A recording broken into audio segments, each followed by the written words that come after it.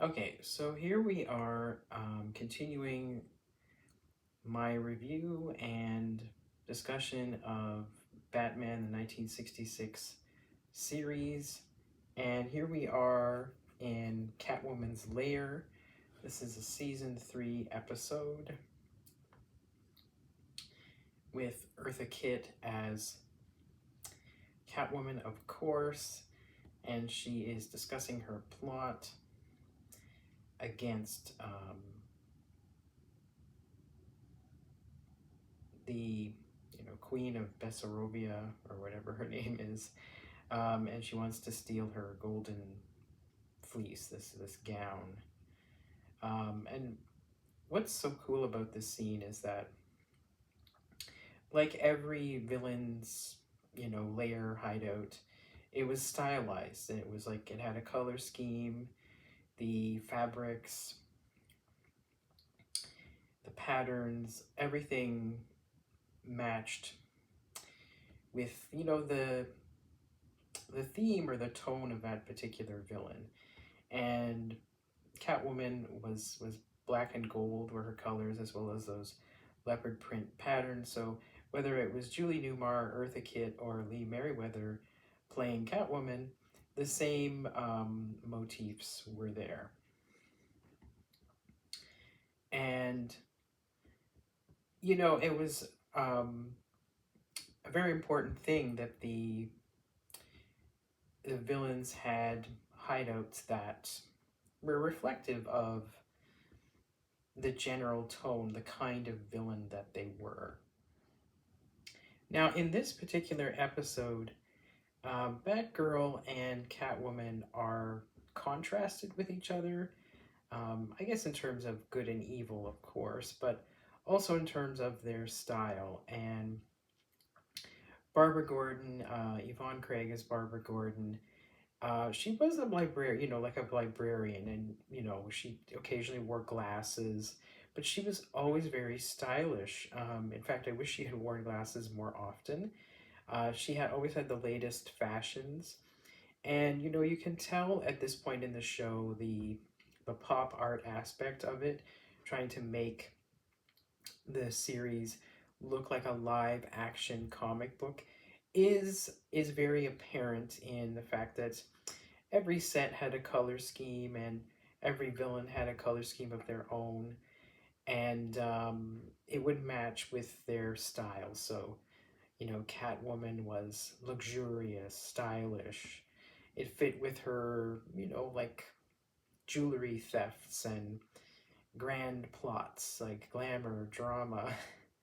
And the fashionable aspect of Barbara Gordon meant that she wasn't as, I guess, stiff as Bruce and Dick had to be in terms of their style. She was, she had this younger style compared to them. She seemed more like a woman of the 1960s, independent, single, smart, um, not afraid of color, and having shorter hair, and having a duality to herself, being Batgirl and Barbara Gordon, being this sort of seemingly smart, sensible, but traditional um, woman to her father and Bruce Wayne. But as Batgirl, she was kind of like the rebel, doing her own thing, um, taking things into her own hands. And I think that's what I really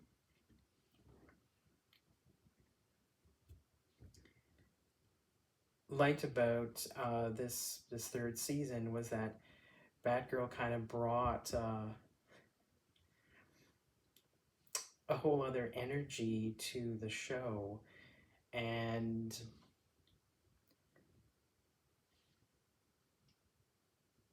it just made it more exciting and interesting and fun, and certainly allowed them to bring more of the contemporary 60s fashions into the show.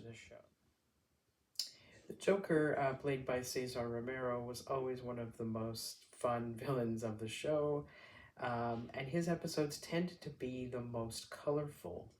At least that's what I found. Certainly, the loudest colors were, you probably find it's in a Joker episode. And, again, I guess in the same way that Batgirl is kind of a contrast compared to Batman and Robin, Joker was kind of a contrast compared to the other villains in that he was the most humorous, the most flamboyant, um, certainly um,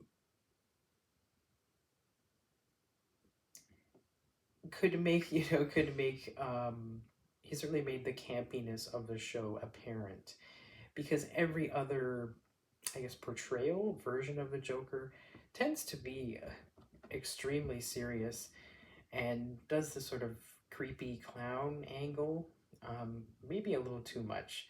I think that's why I kind of yearned for a Joker that's more like Cesar Romero than Jack Nicholson or Joaquin Phoenix. Just because I found that he's more. Actually, you know what I'd say? The Batman the Animated Series, Mark Hamill's Joker, certainly has more of that playfulness.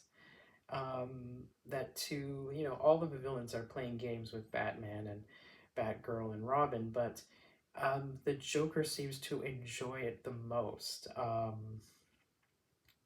In in a way like, oh, that was a good joke, but it was also a good scheme. Um, which I mean, I guess is similar to the Riddler, maybe the Mad Hatter, but um, the Joker seemed to be kind of a performance artist as well, in addition to being a criminal. And the flying saucer episode, I know it's kind of a silly one, but it is definitely one of my favorites, one of the most fun episodes of the third season. And speaking of fun villains, Victor Buono's King Tut certainly had a flamboyant style, and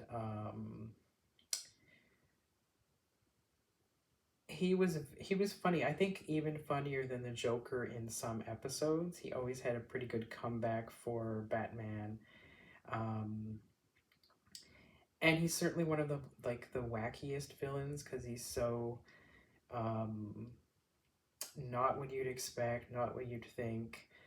Um, and he has that the two personalities where he's the tweedy, mild mannered, soft spoken professor who turns into the imperious,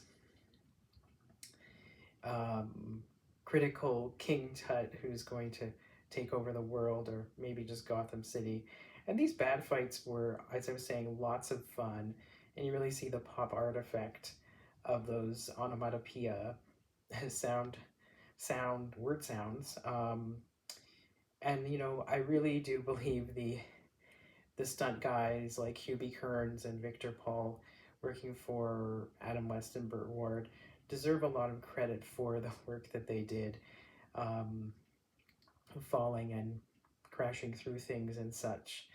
And yeah, these bad fights were certainly a lot of work to do and not easy.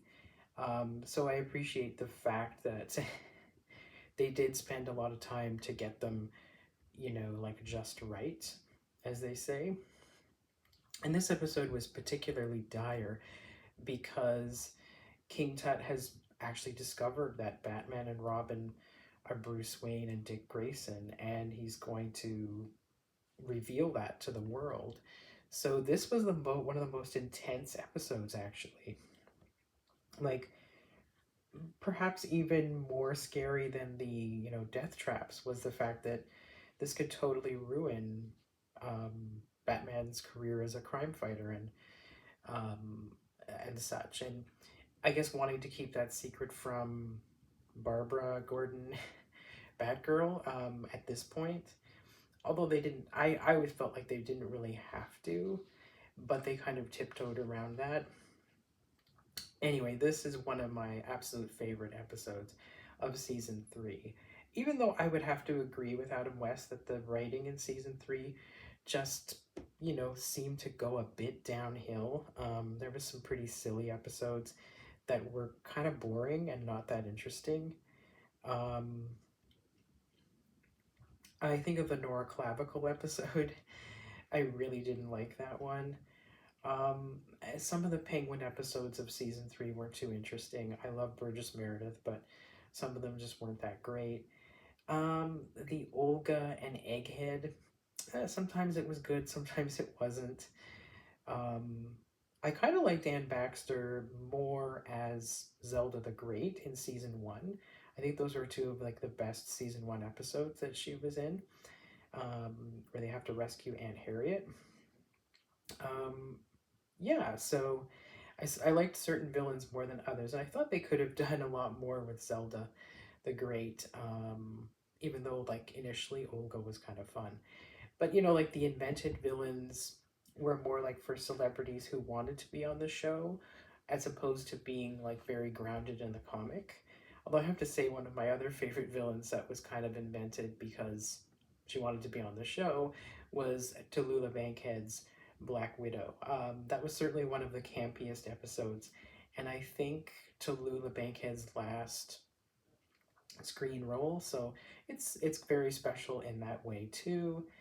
Um, so yeah, I mean, I think the style, the live action comic book aspect of Batman 1966 has made it interesting, enduring, and kind of it's comforting in that it's one of those like softer versions of Batman, more lighthearted.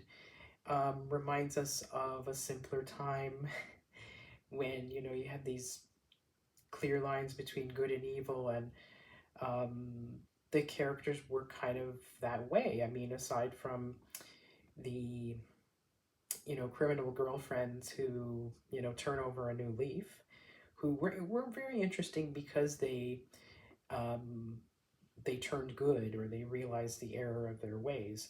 So they had some complexity to them, and I see them as kind of being the lead into having Batgirl work with Batman and Robin. So independent minded women showing up on a show that kind of didn't purport to be about that, kind of gave us eventually Batgirl.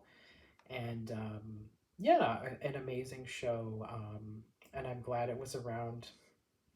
And it was many, and there was many reruns. So I think everybody involved with production deserves a lot of credit for making a memorable, fantastic show, and standing as one of the most interesting and historical um, representations of Batman, Robin, um, Batgirl, and the Rogues Gallery. So thank you for watching, and bye for now.